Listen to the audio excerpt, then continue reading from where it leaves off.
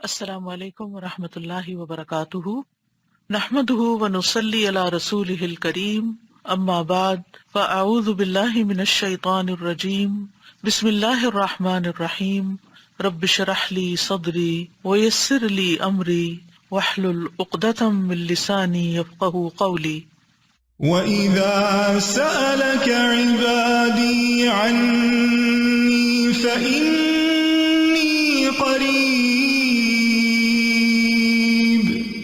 أُجِيبُ دَعْوَةَ الدَّاعِ إِذَا دَعَانِ فَلْيَسْتَجِيبُوا لِي وَلْيُؤْمِنُوا بِي لَعَلَّهُمْ يَرْشُدُونَ۔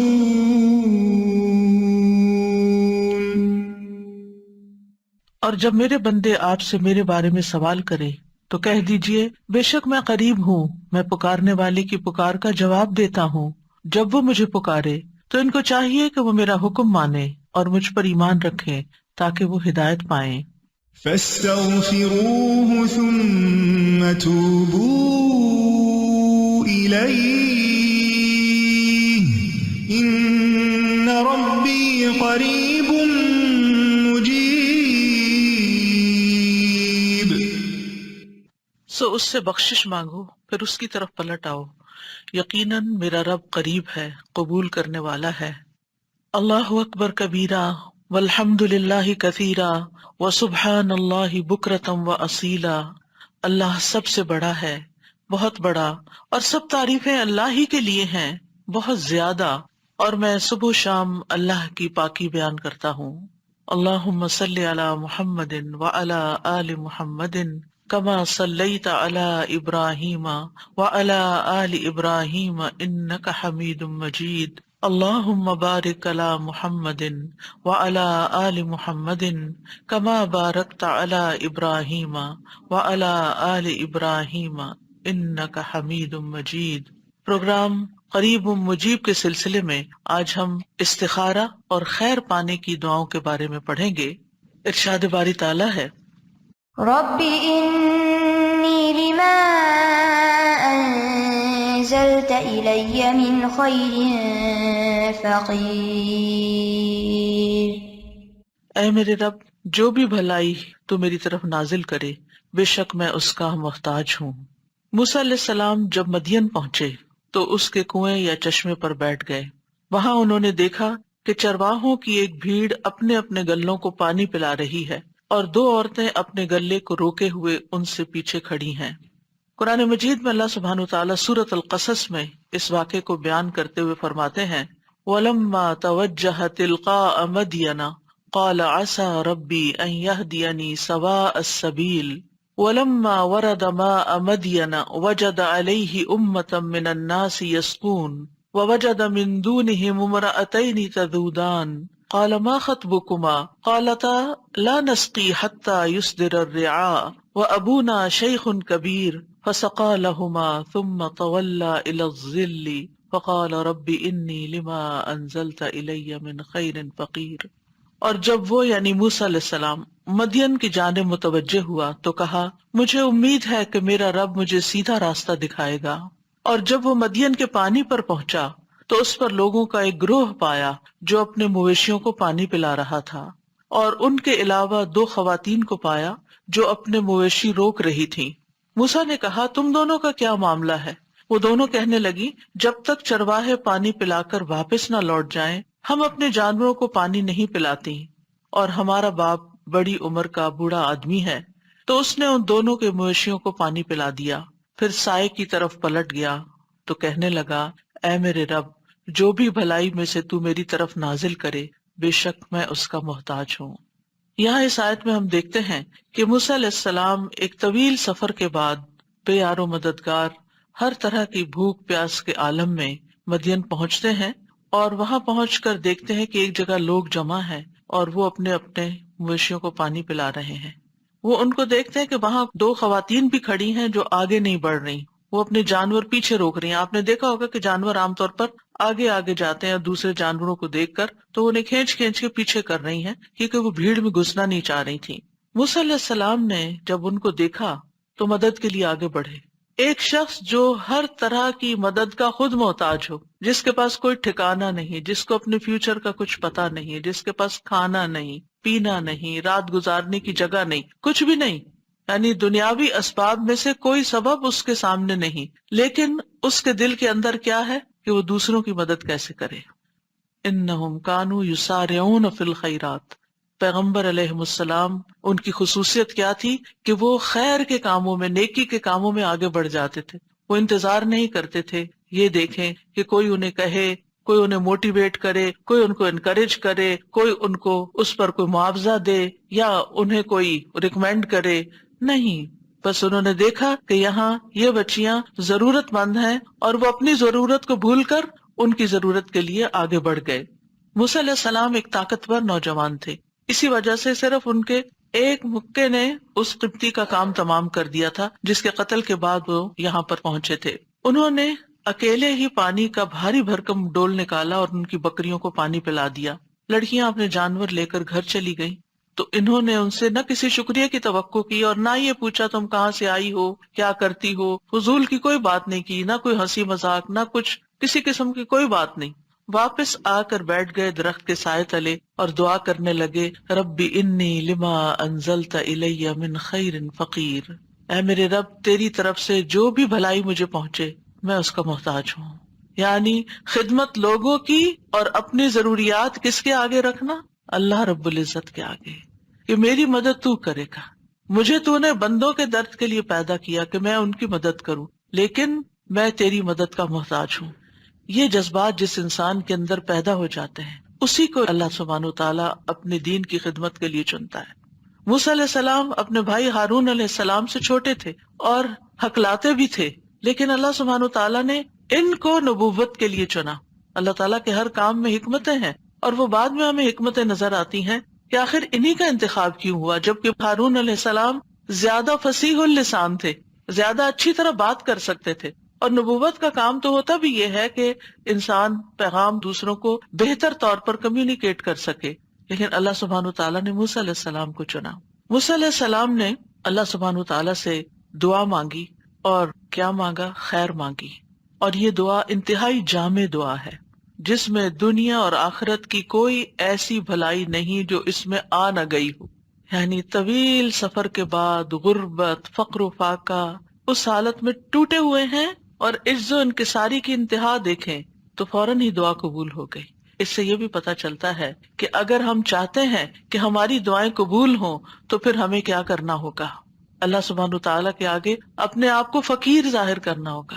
انی لما انزلت الی من خیر فقیر، میں محتاج ہوں، میں محتاج ہوں، میں تیرا بندہ ہوں۔ اور اللہ سبحانہ وتعالیٰ کو ان کی یہ دعا بہت پسند آ گئی اور اللہ سبحانہ وتعالیٰ نے ان کی دعا قبول کر لی، جس کے نتیجے میں انہیں کھانا پینا تو کیا، انہیں گھر بھی اور انہیں بیوی بھی اور جاب بھی، تمام چیزیں جو انسان کی ضرورت ہوتی ہیں وہ چند لمحوں کے اندر نصیب ہو گئیں، یعنی جن کو حاصل کرنے میں سال ہا سال لگتے ہیں۔ اور یہاں آپ دیکھیں کہ ایک ہی حلے میں سب کچھ مل جائے، ساری خیر مل جاتی ہے۔ دنیا کی خیر میں سے یہی چیزیں ہیں جن کی انسان تمنا کرتا ہے اور جو اللہ تعالیٰ سے مانگتا ہے، وہ سب کچھ ان کو مل گیا۔ تو یہ خیر کیا چیز ہوتی ہے؟ خیر کا عربی میں کیا معنی ہے؟ خیر عربی میں شر کی ضد ہے۔ خیر وہ ہے جو انسان کو مرغوب ہوتی ہے، جس میں انسان رغبت رکھتا ہے، جس میں مثلاً انسان کی عقل، انسان کے اوپر طرح طرح کے فضل، انسان کی ضروریات کی جتنی بھی چیزیں ہیں جن سے انسان کو اطمینان حاصل ہوتا ہے، وہ ساری اس کے لیے خیر ہی خیر ہے۔ خیر دو قسم کی ہوتی ہے، ایک خیر مطلق جو ہر حال میں اور ہر ایک کے نزدیک پسندیدہ ہے، یونیورسل خیر، اور اس میں سے خاص طور پر جنت کا ملنا خیر ہے اور جہنم میں جانا شر ہے۔ تو جنت کا مل جانا، کوئی انسان ایسا نہیں جس کو جنت کی خبر اور وہ جنت میں نہ جانا چاہے، اور جس کو جہنم کا پتہ چل جائے کہ وہ کیسی بلا ہے اور وہ جہنم سے بچنا نہ چاہے۔ تو جنت میں جانا اور جہنم سے بچ جانا بھی خیر ہے، آگ سے بچنا بھی خیر ہے۔ دوسری قسم کی خیر اور شر مقید ہے، یعنی وہ چیز جو ایک کے حق میں خیر ہے اور دوسرے کے لیے وہی چیز شر ہے۔ مثلاً دولت، بعض اوقات یہ ایک شخص کے حق میں خیر و بلائی کا باعث بنتی ہے، وہ اسے خیر کے کاموں میں خرچ کرتا رہتا ہے اور اس سے اس کے درجات بلند ہوتے رہتے ہیں اور اس کی مشکلات آسان ہوتی رہتی ہیں۔ اور دوسرے کے حق میں وہی خیر جو دولت کی شکل میں، کہ قرآن مجید میں دولت کو بھی وَإِنَّهُ لِحُبِّ الْخَيْرِ لَشَدِيدٌ، انسان خیر یعنی مال کی محبت میں بڑا شدید ہے، تو یہی مال کسی دوسرے انسان کے حق میں بڑا ہی شر کا باعث ہے، کیونکہ وہ اسے شر کے راستوں میں خرچ کرے گا اور اس سے اس کے اللہ سبحانہ وتعالیٰ کے نزدیک درجات اور نیچے گر جائیں گے، حتیٰ کہ سزا کا مستحق ہو جائے گا۔ انسان اپنی فطرت کے لحاظ سے خیر کو پسند کرتا ہے، وَإِنَّهُ لِحُبِّ الْخَيْرِ لَشَدِيدٌ، اور صرف پسند نہیں کرتا بلکہ حب شدید کا شکار ہوتا ہے، یعنی بہت زیادہ پسند کرتا ہے۔ سورۃ فصلت میں آتا ہے لا يسأم الانسان من دعاء الخیر وإن مسه الشر فیئوس قنوط، انسان خیر کی دعا مانگنے سے تھکتا نہیں، اور اگر اسے کوئی تکلیف پہنچ جائے تو نہایت مایوس اور بہت نا امید ہو جاتا ہے، ڈپریسڈ ہو جاتا ہے۔ لیکن یہ یاد رکھیے کہ دینے والا خیر کا تو صرف اللہ ہی ہے، کیونکہ سارے خزانوں کا مالک وہی ہے۔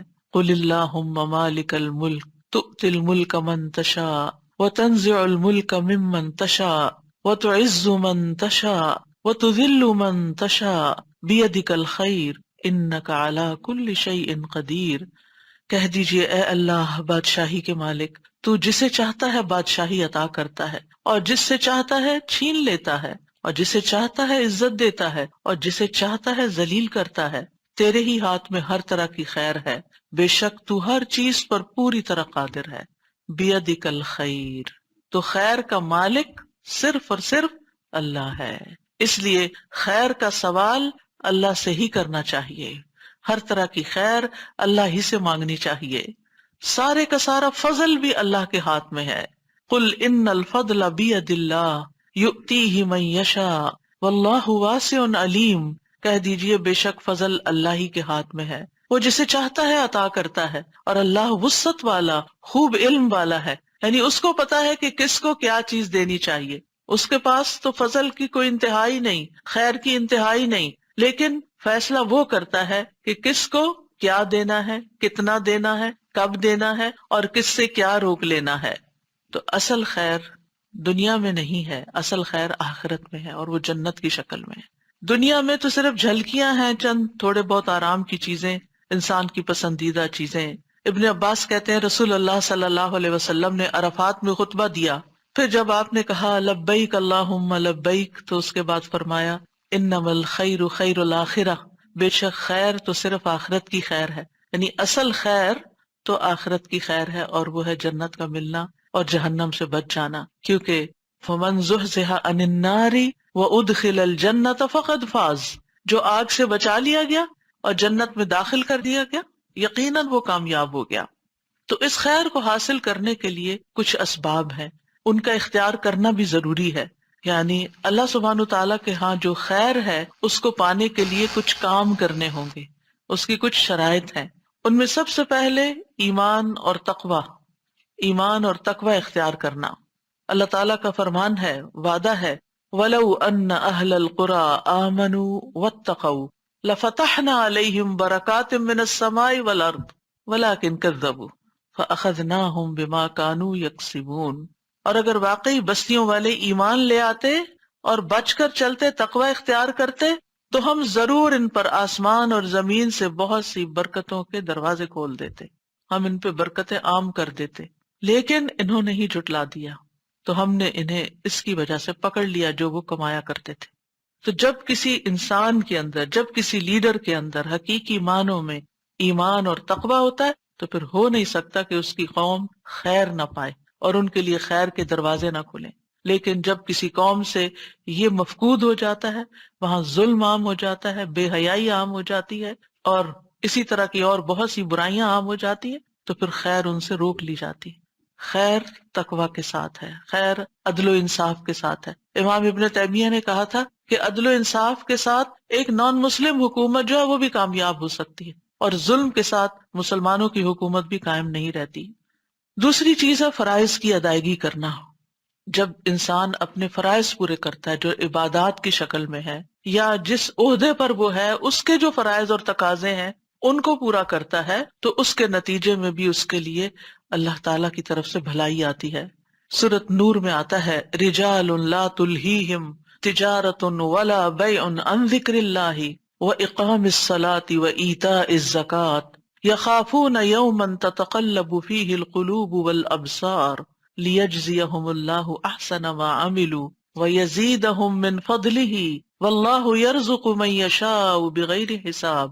وہ مرد جنہیں اللہ کے ذکر سے اور نماز قائم کرنے اور زکوٰۃ دینے سے نہ کوئی تجارت غافل کرتی ہے اور نہ کوئی خرید و فروخت، وہ اس دن سے ڈرتے ہیں جس میں دل اور آنکھیں الٹ جائیں گی، تاکہ اللہ انہیں اس کا بہترین بدلہ دے جو انہوں نے کیا اور انہیں اپنے فضل سے زیادہ دے۔ یعنی جب کوئی شخص، خاص طور پر مردوں کی بات ہو رہی ہے یہاں پر، کیونکہ جب وہ اپنے جاب پر یا بزنس پر ہوتے ہیں تو پھر ان کو یہ ہوتا ہے کہ اور کما لیں اور کما لیں، اور نمازوں میں بھی دیر اور اپنے فرائض میں بھی دیر۔ تو یہاں پر شرط لگا دی گئی کہ اللہ کا ذکر، اس میں غفلت نہیں، نماز قائم کرنے میں اور زکوٰۃ دینے میں نہ کوئی تجارت روکتی ہے نہ کوئی خرید و فروخت، کوئی شغل کوئی بزنس ان کو اس سے دور نہیں کرتا۔ تو پھر اللہ سبحانہ وتعالیٰ صرف ان کے اچھے اعمال کا بدلہ ہی نہیں دیتا بلکہ وَيَزِيدُهُم مِّن فَضْلِهِ، اپنے فضل سے زیادہ بھی دیتا ہے۔ وَاللَّهُ يَرْزُقُ مَن يَشَاءُ بِغَيْرِ حساب، اور اللہ جس کو چاہتا ہے بے حساب رزق عطا کرتا ہے۔ یعنی بعض اوقات اللہ سبحانہ وتعالیٰ آزمائش کے طور پر کسی نافرمان کو بھی وقتی طور پر کھلی چھوٹ دے دیتا ہے، پھر اس کی رسی کھینچ لیتا ہے۔ تیسری چیز ہے اللہ تعالیٰ کی اطاعت کرنا۔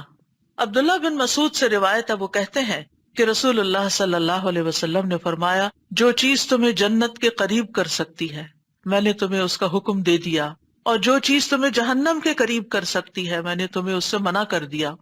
روح القدس یعنی جبریل نے میرے دل میں یہ بات ڈالی ہے کہ کوئی جان اپنے رزق کی تکمیل کے بغیر نہیں مرتی، یعنی جب تک اس کا رزق پورا نہیں ہوتا وہ نہیں مرتا انسان۔ بس تم اللہ تعالیٰ سے ڈرو اور رزق کی تلاش میں میانہ روی اختیار کرو، کہیں ایسا نہ ہو کہ رزق کا مؤخر ہونا، ڈیلے ہونا تمہیں اس بات پر اکسا دے کہ تم اللہ تعالیٰ کی نافرمانیاں کر کے، یعنی حرام طریقے اختیار کر کے اس کی تلاش میں پڑ جاؤ کہ حلال سے تو کوئی چیز نہیں مل رہی تو حرام سے ہی لو۔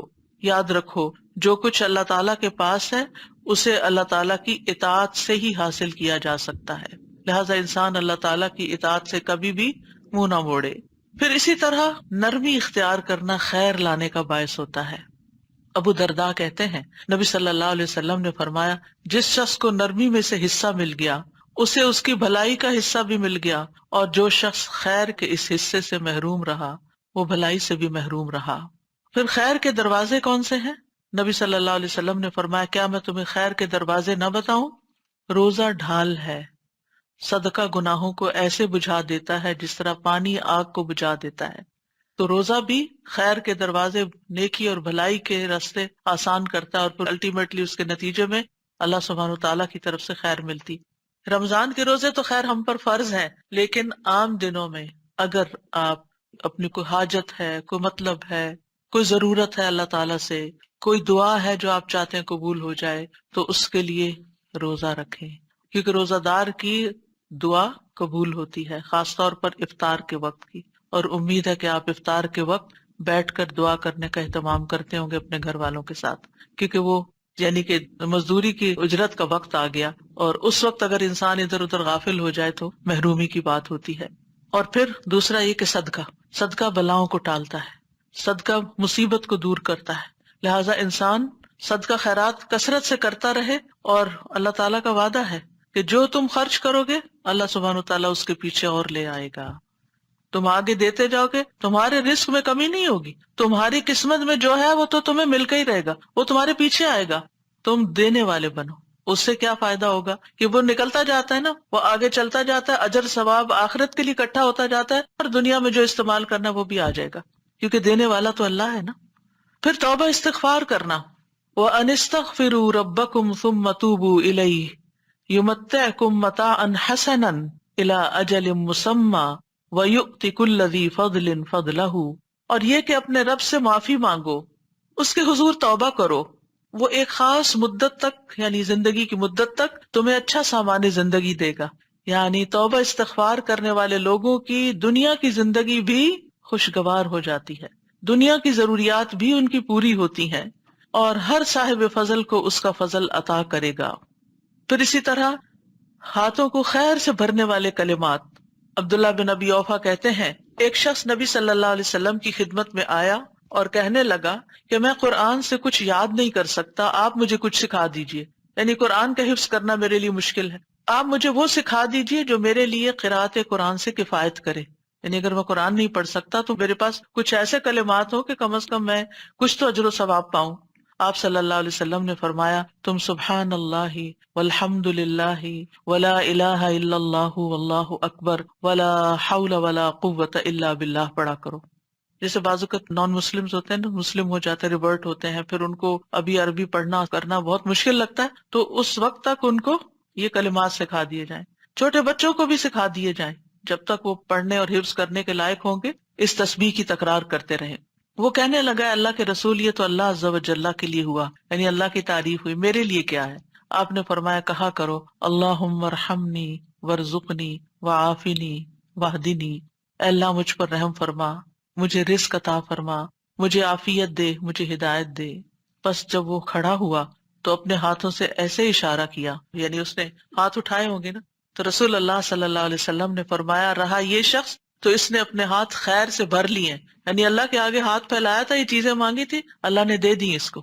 تو پہلے بھی بات ہو چکی ہے کہ اللہ تعالیٰ کی حمد و ثنا کے بعد جو دعا کی جائے وہ دعا قبول ہوتی ہے. لہٰذا یہ ذکر کر کے پھر انسان یہ دعا بھی اپنی پڑھ لے. رات کے وقت جب انسان کی آنکھ کھلتی ہے تو اس وقت بھی یہ لا الہ الا اللہ وحدہ لا شریک لہ آخر تک پڑھ کے پھر اللہم اغفر لی یا کوئی بھی دعا کرتا ہے تو دعا قبول ہوتی ہے. تو اس سے پتہ یہ چلتا ہے کہ جب بھی آپ دعا کرنے لگیں تو پہلے اللہ تعالیٰ کی تسبیح یا درود شریف ان چیزوں کا اہتمام کر لیں تو قبولیت کے چانسز بڑھ جاتے ہیں. جہاں کچھ کام خیر میں اضافے کا باعث بنتے ہیں وہاں کچھ چیزیں خیر سے محروم کرنے کا بھی باعث بنتی ہیں، جن میں اول درجے میں گناہ اور نافرمانی کے کام. عبداللہ بن عمر کہتے ہیں کہ رسول اللہ صلی اللہ علیہ وسلم متوجہ ہوئے اور فرمایا اے مہاجرین کے گروہ، 5 آزمائشیں ہیں جن میں تم مبتلا ہوگے اور میں اس بات سے اللہ کی پناہ چاہتا ہوں کہ تم ان کو پاؤ. نمبر 1، جب کسی قوم میں بدکاری عام ہو جاتی ہے اور وہ اعلانیہ اس کا ارتکاب کرتے ہیں تو ان میں طاعون اور مختلف بیماریاں جو ان کے اسلاف میں نہیں تھی پھیل جاتی ہیں، یعنی زنا کے نتیجے میں جس قوم میں یہ برائی عام ہو جاتی ہے تو پھر ان میں نئی نئی بیماریاں پھوٹ پڑتی ہیں. نمبر 2، جب وہ ناپ تول میں کمی کرتے ہیں تو انہیں قحط سالیاں، سخت تکلیفیں اور بادشاہوں کے ظلم دبوچ لیتے ہیں. نمبر 3، جب لوگ اپنے مال سے زکوٰۃ ادا کرنے سے رک جاتے ہیں تو آسمان سے بارش کا نزول بند ہو جاتا ہے، اگر چوپائے نہ ہوتے تو ان پر بارش نازل نہ ہوتی. نمبر 4، جب لوگ اللہ اور اس کے رسول کا عہد و پیمان توڑ دیتے ہیں تو اللہ ان پر دوسری قوموں میں سے دشمن مسلط کر دیتا ہے. یعنی جب قوم اجتماعی طور پر اللہ سے کوئی وعدہ کرتی ہے، جیسے پاکستان بناتے ہوئے لوگوں نے کہا تھا کہ پاکستان کا مطلب کیا، لا الہ الا اللہ، وہ تو رہ گیا پیچھے اور کبھی نئے پاکستان کا نعرہ لگا اور کبھی کسی اور پاکستان کا، تو جو اصل مقصد تھا وہ کہاں گیا؟ توحید کی بجائے شرک عام ہونے لگا. تو یہ قوم جب اپنا وعدہ توڑ دیتی ہے تو پھر اللہ تعالیٰ اور قوموں کو ان پہ مسلط کر دے، وہ پھر اپنے فیصلے خود نہیں کرتی، دوسری قومیں ان کے فیصلے کرتی ہیں. نمبر 5، جب مسلمانوں کے حکمران اللہ کی کتاب کے مطابق فیصلہ نہیں کرتے اور اس کے نازل کردہ قوانین کو ترجیح نہیں دیتے تو اللہ تعالیٰ ان کو آپس میں لڑا دیتا ہے. یعنی جس قوم کے اندر اللہ کی کتاب کے مطابق فیصلہ نہیں ہوتا اور اللہ کے قانون کے مطابق فیصلہ نہیں ہوتا، یعنی مسلمان حکمران اس کو ترجیح نہیں دیتے اور چیزوں کو ترجیح دیتے ہیں، تو پھر ان کی آپس کی لڑائیاں شروع ہو جاتی ہیں، یعنی آپس میں ہی پھوٹ پڑ جاتی ہے. تو اس لیے ان برائیوں اور ان گناہوں سے بھی بچنا چاہیے جن کے اثرات دنیا میں بھی انسان پر آتے ہیں اور انسان سفر کرتے ہیں. حسن بصری کہتے ہیں اللہ کی قسم بادل میں تمہارے لیے رزق ہے لیکن تم اپنی غلطیوں اور اعمال کی وجہ سے اس سے محروم کر دیے جاتے ہو. وَفِي السَّمَاءِ رِزْقُكُمْ وَمَا تُوعَدُونَ، آسمان میں، آسمان سے مرادیاں بادل ہیں اور اس سے اوپر بھی ظاہر اللہ کے فیصلے ہیں. تو یہ رزق ہے تمہارے لیے لیکن تم تک کیوں نہیں پہنچتا؟ کیونکہ تمہارے گناہوں نے آگے آڑ بنا لی. تو اس لیے استغفار جب انسان کرتا ہے، گناہوں سے توبہ کرتا ہے، تو اللہ سبحانہ وتعالیٰ وہ رکاوٹیں دور کر دیتا ہے اور رزق کی بارش ہونے لگتی ہے. پھر اسی طرح آپس کا لڑائی جھگڑا، چاہے ہسبینڈ وائف میں ہو، چاہے بچوں میں ہو، چاہے خاندان کے اندر ہو، چاہے کسی قوم کے اندر ہو، تو یہ جو باہمی لڑائیاں ہیں یہ بھی انسان کو خیر سے محروم کر دیتی ہیں.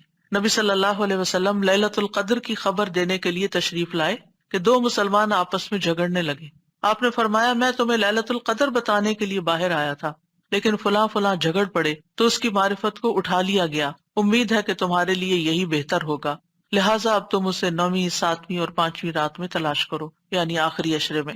پھر اسی طرح سختی۔ جریر رضی اللہ عنہ کہتے ہیں کہ نبی صلی اللہ علیہ وسلم نے فرمایا جس شخص کو نرم خوئی سے محروم کر دیا گیا وہ بھلائی سے محروم کر دیا جاتا ہے۔ سب سے پہلے زبان کی نرمی ہوتی ہے۔ آپ دیکھیں کہ بعض اوقات ہسبینڈ وائف کی لڑائی میں ایک خاموش ہے، ایک آہستہ بات کر رہا ہے، ایک تحمل سے بات کر رہا ہے، اور دوسرا انتہائی بدتمیزی اور بد اخلاقی سے بات کر رہا ہے اور کرتا ہی چلا جا رہا ہے، انتہائی ڈس ریسپیکٹفل۔ اب آپ خود سوچئے کس کو شر پہنچے گا؟ یعنی میں نہ میل کی بات کرتی ہوں نہ فیمیل کی، جو بھی بدتمیزی اور بد اخلاقی پہ اترے گا، جو بھی دوسرے کی رسپیکٹ نہیں کرے گا، جو بھی بد زبانی کرے گا، نقصان اسی کا ہوگا۔ سب سے پہلے تو یہ کہ ان پیار کے رشتوں میں آپ دیکھیں ہسبینڈ وائف کا رشتہ ایک پیار کا رشتہ ہوتا ہے، جب آپ اپنے پیارے رشتے میں بدتمیزی کرنے لگتے ہیں تو کیا آپ پیار حاصل کر سکتے ہیں؟ کیا آپ خیر پا سکتے ہیں؟ دو دوست ہوں، اگر ایک دوست دوسرے پہ چڑھائی کرتا، ہر بات پہ لڑائی، تو وہ کب تک آپ کو برداشت کرے گا؟ وہ آپ کو چھوڑ دے گا۔ پھر اسی طرح بچوں کے بیچ میں بھی آپس میں ہو، یا نیبرز میں ہو، یا کسی ملک کے افراد میں، یا پارٹیوں میں، یا جماعتوں میں، یا کسی میں بھی، تو نتیجہ کیا ہوتا ہے؟ جو اصل کرنے کے کام ہوتے ہیں وہ پیچھے رہ جاتے ہیں، مقاصد بھول جاتے ہیں۔ یعنی مثلاً آپ نے کوئی جوائنٹ وینچر شروع کیا دینی اداروں میں، مسجدوں میں، اسلامک سینٹرز میں، آپ نے کوئی مل جل کے ایز اے ٹیم ایک پروجیکٹ شروع کیا اور پھر آپس میں آپ لڑ پڑے، پروجیکٹ کیسے پورا ہوگا؟ خیر کہاں سے آئے گی؟ سوال ہی پیدا نہیں ہوتا۔ میاں بیوی نے مل کے کوئی کام شروع کیا، کوئی گھر بنانا شروع کیا، کوئی اور کام شروع کیا، آپس میں ہی لڑائی ختم نہیں ہوتی تو کیا ہوگا؟ دونوں آدھا آدھا کر کے الگ الگ ہو جائیں گے۔ تو سب سے پہلے ہمیں جس چیز کو، اور خصوصاً نبی صلی اللہ علیہ وسلم نے عورتوں کو جس بات کی تلقین کی تھی وہ کیا تھی؟ آپ نے فرمایا میں نے عورتوں کی اکثریت کو جہنم میں دیکھا ہے۔ تو کہا گیا کہ کیا وہ ہماری مائیں بہنیں نہیں ہیں؟ فرمایا کہ وہ شوہر کی ناشکری ہوتی ہیں، یعنی جو کچھ وہ ان کو دیتا ہے اس پر وہ شکر گزار نہیں ہوتی، کبھی خوش راضی نہیں ہوتی، اور دوسری بات زبان کا غلط استعمال کرتی ہیں، زبان کا غلط استعمال۔ اور اگر دیکھا جائے تو اوور آل ہم خواتین ایک تو بولتی زیادہ ہیں، اور جو بولتا زیادہ ہے وہ غلطی بھی زیادہ کرتا ہے، اور پھر اس بولنے میں ہم بعض اوقات حد کراس کر جاتے ہیں، چاہے بچوں کے ساتھ ہم بول رہے ہوں، چاہے ہسبینڈ کے ساتھ، چاہے کسی اور کے ساتھ۔ تو یہ ہمارا ٹیسٹ ہے، یعنی ہم خواتین کا ایک امتحان ہے کہ ہم اپنی زبان کو کنٹرول میں رکھیں۔ اور میں نے دیکھا ہے کہ جو خواتین سمجھدار ہوتی ہیں اور حکمت ہوتی ہیں، وہ مشکل سے مشکل وقت میں، کل ہی مجھے کوئی بتا رہا تھا کہ ان کی والدہ بہت پڑھی لکھی تو نہیں تھی لیکن شدید غصے والی بھی تھی، جو ہی ان کو غصہ آتا تو ان کی آنکھیں بھی بعض اوقات لال ہو جاتی تھی، لیکن وہ ایک لفظ زبان سے نہیں نکالتی تھی، وہ الگ ہو جاتی اور جا کے نماز شروع کر دیتی۔ وَاسْتَعِینُوا بِالصَّبْرِ وَالصَّلَاةِ، اللہ سے مدد مانگنا مشکل ترین حالات میں، کیونکہ آپ جتنا بولتے جاتے ہیں نا اتنا اپنی عزت کو لوز کرتے جاتے ہیں، اپنے مقام سے یوں سمجھے کہ نیچے کو گرنا شروع ہو گئے، انسانوں کی نگاہ میں بھی اور اللہ کی نگاہ میں بھی۔ تو حاصل کچھ بھی نہ ہو، ہر خیر سے آپ محروم ہو گئے، جو خیر آپ کو ملنی تھی وہ آپ سے چھنتی چلی گئی۔